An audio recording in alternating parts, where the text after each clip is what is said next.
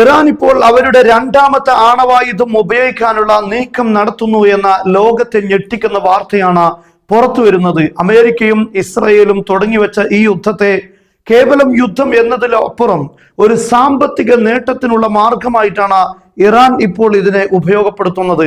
നമുക്കറിയാം, ഹോർമുസ് കടലിടുക്ക് ബ്ലോക്ക് ചെയ്യുന്നതിലൂടെ ലോകത്തിന് മുന്നിൽ ഒരു ഫിനാൻഷ്യൽ ന്യൂക്ലിയർ വെപ്പൺ ആയിരുന്നു ഇറാൻ ഉപയോഗിച്ചിരുന്നത്. ഇതിനെക്കുറിച്ച് അമേരിക്ക തന്നെ പറഞ്ഞത് സാമ്പത്തിക തലങ്ങളിലുള്ള ആണവായുധമാണ് ഇറാൻ ഉപയോഗിച്ചത് എന്നാണ്. റഷ്യയും അങ്ങനെ തന്നെയാണ് അതിനെക്കുറിച്ച് പരാമർശിച്ചിരുന്നത്.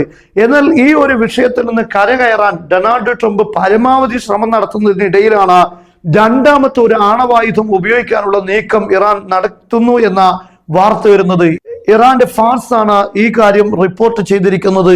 Iran is considering taking control of undersea internet cable passing through the strait of Hormuz. Hormuz കടലിടുക്കിലൂടെ പാസ് ചെയ്തിരിക്കുന്ന ലോകത്തിന്റെ നാനാഭാഗങ്ങളിലേക്കും ഇന്റർനെറ്റ് സഞ്ചരിച്ചു കൊണ്ടിരിക്കുന്ന ഫൈബർ കേബിളുകൾ, ഈ കേബിളുകൾക്ക് മേൽ പരമാധികാരം ഉപയോഗപ്പെടുത്താനാണ് ഇപ്പോൾ ഇറാൻ ശ്രമിക്കുന്നത്. ഇതിലൂടെ പ്രധാനപ്പെട്ട 3 പദ്ധതികളാണ് ഇറാൻ മുന്നോട്ട് വെക്കുന്നത്. ഒന്നാമത്തെ കാര്യം, ഈ കേബിളിന്റെ പ്രധാനപ്പെട്ട ഉടമസ്ഥർ മെറ്റ, അതുപോലെ തന്നെ ആമസോൺ, മൈക്രോസോഫ്റ്റ് തുടങ്ങിയ വമ്പന്മാരാണ്. ഇവരിൽ നിന്ന് ഇതിന് പെർമിറ്റ് ആവശ്യപ്പെടുന്ന ഒരു രീതിയാണ് കൊണ്ടുവരുന്നത്. ഈ പെർമിറ്റ് വർഷാവർഷം പുതുക്കേണ്ടി വരും. ആ പുതുക്കുന്ന ഘട്ടങ്ങളിൽ ഭീമമായ ഒരു സംഖ്യ ഇറാൻ അവർ നൽകേണ്ടി വരും. ഇത് വെറുതെയല്ല ഇറാൻ പറയുന്നത്. ഇത് ഇറാൻ വെറുതെ ചുമ്മാ പറയുകയല്ല. UN-ന്റെ സമുദ്ര നിയമങ്ങളുമായി ബന്ധപ്പെട്ട കൺവെൻഷനിലുള്ള അതിൽ എടുത്ത തീരുമാനത്തിന് 34ാമത്തെ ആർട്ടിക്കിൾ അനുസരിച്ചാണ് ഈ കാര്യത്തെ ഇറാൻ കൈകാര്യം ചെയ്യാൻ ശ്രമിക്കുന്നത്. കാരണം ഇറാന്റെ തീരത്തുകൂടെ കടന്നു പോകുന്ന കേബിളുകൾ സാധാരണഗതിയിൽ ഒരു നിശ്ചിത അകലം വരെ കടലിൽ ഓരോ രാഷ്ട്രങ്ങൾക്കും അവരുടെ പരമാധികാരമുണ്ട്. അത് അവരുടെ ഭാഗമായിട്ടാണ്. എന്നാൽ ഇറാന്റെ തൊട്ടടുത്തുള്ള കടൽ ഭാഗം എന്തുകൊണ്ട് അന്താരാഷ്ട്ര കടലായി കണക്കാക്കണം എന്നതാണ് ഇറാന്റെ മുന്നിലുള്ള പ്രധാനപ്പെട്ട ചോദ്യം. എന്തായിരുന്നാലും ലോകത്ത് the cable carry around 15 to 20% of global internet and financial data traffic between Europe, the Gulf and Asia. ഈ ഭാഗങ്ങളിലേക്കെല്ലാമുള്ള ഏകദേശം 15 മുതൽ 20% വരെയുള്ള അന്താരാഷ്ട്ര ഇന്റർനെറ്റ്, അതുപോലെ തന്നെ ഫിനാൻഷ്യൽ ഡാറ്റ ട്രാൻസ്ഫർ. ഇന്ന് നമുക്കറിയാം, ലോകത്ത് എല്ലാ ഫിനാൻഷ്യൽ ഇടപാടുകളും നടന്നുകൊണ്ടിരിക്കുന്നത് ഇന്റർനെറ്റ് മുഖേനയാണ്, ഓൺലൈൻ മുഖേനയാണ്. ഇതെല്ലാം പാസ് ചെയ്യുന്നത് ഈ കേബിളുകളിലൂടെയാണ്. ഈ കേബിളുകളിലൂടെ ഓരോ ദിവസവും $10 ട്രില്യൺ ഇടപാടുകളാണ് നടന്നുകൊണ്ടിരിക്കുന്നത് എന്നാണ് ഇറാൻ പറയുന്നത്. അതുകൊണ്ട് തന്നെ ഇത്രയും വലിയ ഒരു സാമ്പത്തിക ഇടപാട് നടക്കുന്ന ഒരു കാര്യം ഹോർമുസ് കടലിടുക്കിലൂടെ കടന്നു പോകുമ്പോൾ അതിന് തീർച്ചയായും പെർമിറ്റ് ആവശ്യമാണ്. മാത്രമല്ല, രണ്ടാമത്തെ കാര്യം ഇറാൻ പറയുന്നത് ഇതിന്റെ മെയിൻ്റനൻസ് ചുമതല, അത് പൂർണ്ണമായും അതിന്റെ പൂർണ്ണാധികാരം അത് ഇറാന് നൽകണമെന്നാണ്. അതിന് പ്രത്യേകമായി ചുമതലകൾ ഉണ്ടാകും. അതിന് വേറെയും ഫണ്ട് നൽകേണ്ട സാഹചര്യം ഉണ്ടാകും. എന്തായിരുന്നാലും കപ്പലുകൾക്കെതിരെയുള്ള ഇറാന്റെ ഉപരോധത്തെ മറികടക്കാൻ ട്രംപ് പലതും ചെയ്ത് ക്ഷീണിച്ചിരിക്കുന്ന ഘട്ടത്തിലാണ് രണ്ടാമത്തെ ഒരു ഇടിത്തി ട്രംപിന്റെ നെഞ്ചത്തേക്ക് ഇറാൻ അടിച്ചു കയറ്റിയിരിക്കുന്നത്. ട്രംപിന് എന്ത് സംഭവിക്കും എന്ന കാര്യം നമുക്ക് വ്യക്തമല്ല. മാത്രമല്ല, ഈ ഒരു പ്രസ്താവന ഇറാന്റെ ഫാർസ് പത്രം പുറത്തു വരുന്ന ഈ ഒരു സാഹചര്യം ഏറെ പ്രസക്തമാണ്. കാരണം കഴിഞ്ഞ ദിവസമാണ് 3 അമേരിക്കയുടെ പ്രധാനപ്പെട്ട ഡിസ്ട്രോയറുകൾ ഉപയോഗിച്ച് ഇറാന്റെ ഈ ഹോർമുസ് കടലിടുക്കിലുള്ള ഉപരോധത്തെ മറികടക്കാൻ അമേരിക്ക ശ്രമിച്ചത്. പക്ഷെ അമ്പേ പരാജയപ്പെടുകയായിരുന്നു.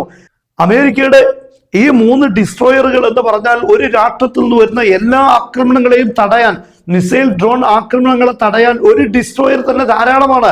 ഈ 3 ഡിസ്ട്രോയറുകളും പ്രതിരോധ സംവിധാനങ്ങളെ ലിങ്ക് ചെയ്തുകൊണ്ടാണ് ഇങ്ങനെ ഒരു നീക്കം അമേരിക്കൻ പ്രസിഡന്റ് നടത്തിയത്.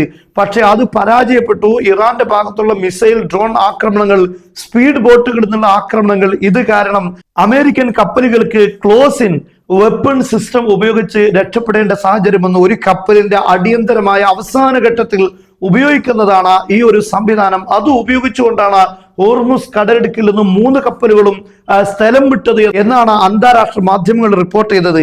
മാത്രമല്ല, ഈ അമേരിക്ക നടത്തുന്ന ഇറാനെതിരെയുള്ള ഉപരോധത്തിലേക്ക് ഈ കപ്പലുകൾ തിരിച്ചു വരുമെന്നാണ് ട്രംപ് തന്നെ കഴിഞ്ഞ ദിവസം പറഞ്ഞിരിക്കുന്നത്. അപ്പോൾ ഈ സമയത്ത് അത് സ്ഥലം വിട്ടിരിക്കുകയാണ്.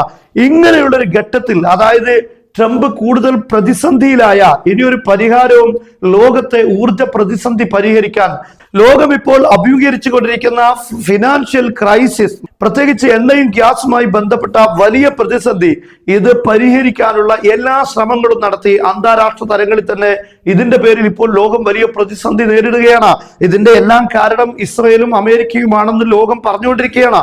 ഈ ഘട്ടത്തിൽ അതിൽ മറികടക്കാൻ ട്രംപ് എല്ലാ ശ്രമവും നടത്തി അവസാന ശ്രമവും ഇപ്പോൾ പരാജയപ്പെട്ട് കിടക്കുന്നു. ഈ ഘട്ടത്തിലാണ് രണ്ടാമത്തെ ഒരു കാര്യം ഇപ്പോൾ ഇറാൻ പ്രഖ്യാപിക്കുന്നത്. ഇങ്ങനെ ഇറാൻ ഒരു നീക്കം നടത്തിയാൽ അതിന് നേരിടാൻ ട്രംപിന് ഒരിക്കലും കഴിയില്ല എന്ന് ഇറാന് ബോധ്യപ്പെട്ട ഒരു സാഹചര്യത്തിലാണ്, അങ്ങനെയുള്ള ഒരു അന്താരാഷ്ട്ര കാഴ്ചപ്പാടിലേക്ക് ലോകം എത്തിയതിനു ശേഷമാണ് ഇറാൻ ഇങ്ങനെ ഒരു നീക്കം നടത്തുന്നത്. കാരണം യൂറോപ്പോ അല്ലെങ്കിൽ അമേരിക്കയുടെ സഖ്യകക്ഷികളോ അമേരിക്കയോടൊപ്പം ചേരാൻ ഒരു സാധ്യതയും ഇല്ല. അങ്ങനെയുള്ള ഒരു ഘട്ടത്തിലേക്ക് എത്തിയതിനു ശേഷമാണ് അമേരിക്കയും ഇസ്രായേലിനെയും വീണ്ടും പ്രതിരോധത്തിലാക്കിക്കൊണ്ട് പുതിയ നീക്കം ഇപ്പോൾ ഇറാൻ നടത്താൻ പോകുന്നത്. ഇവിടെ ട്രംപ് യഥാർത്ഥത്തിൽ ആ ഇറാനോട് കീഴ്പ്പെടാനും അതുപോലെ അവരുടെ നിബന്ധനകൾ അംഗീകരിച്ച് ഡീലിലേക്ക് എത്താനും പറയുമ്പോൾ യഥാർത്ഥത്തിൽ ഇനി നടക്കാൻ പോകുന്നത് തിരിച്ചായിരിക്കും, ഓപ്പോസിറ്റ് ആയിരിക്കും എന്നതാണ് ഈ സാഹചര്യത്തിൽ നമുക്ക് മനസ്സിലാക്കാൻ സാധിക്കുന്നത്. അതേസമയം ഇറാൻ ഒരിക്കലും തന്നെ ഈ കേബിളുകൾ കട്ട് ചെയ്യുന്ന സാഹചര്യം ആയിരിക്കുകയില്ല ഉണ്ടാവുക. അതേ സമയത്ത് ഇത് ജാം വരുത്തുന്ന, ഇത് ലോകത്തെമ്പാടുമുള്ള അല്ലെങ്കിൽ ഈ കേബിളുകളെ ആശ്രയിക്കുന്ന രാഷ്ട്രങ്ങളിലെല്ലാമുള്ള ഈ ഇന്റർനെറ്റ് സംവിധാനങ്ങൾ റിസ്കിലേക്ക് പോകുന്ന സാഹചര്യം ഉണ്ടാകും. ആ ഒരു റിസ്കിൽ നിന്ന് രക്ഷപ്പെടാൻ അവർക്ക് പേയ്മെന്റ് നൽകേണ്ട ഒരു സാഹചര്യം ഈ കമ്പനികൾ വരും. ഈ കമ്പനികളെല്ലാം തന്നെ അമേരിക്കൻ കമ്പനികളാണ്. അതാണ് നമ്മൾ പറഞ്ഞത്, അമേരിക്കയും ഇസ്രായേലിനെയും ഉപയോഗപ്പെടുത്തി തന്നെ വലിയൊരു സാമ്പത്തിക നേട്ടം ഉണ്ടാക്കുകയാണ് ഈ ഒരു യുദ്ധത്തിലൂടെ ഇറാൻ നടത്തുന്നത്. ഇറാനെ സംബന്ധിച്ചിടത്തോളം അമേരിക്കയും ഇസ്രായേലും നടത്തിയ പോലെ ഒരു യുദ്ധമല്ല, വലിയ ലക്ഷ്യങ്ങളോടുകൂടെ ദീർഘദൃഷ്ടിയോടുകൂടെ തന്നെ ഘട്ടം ഘട്ടങ്ങളായി അവരുടെ പദ്ധതികൾ അവർ വിജയിപ്പിക്കുന്നു, അവർ ആവിഷ്കരിക്കുന്നു, ഇതെല്ലാം നടപ്പിലാക്കുന്നു.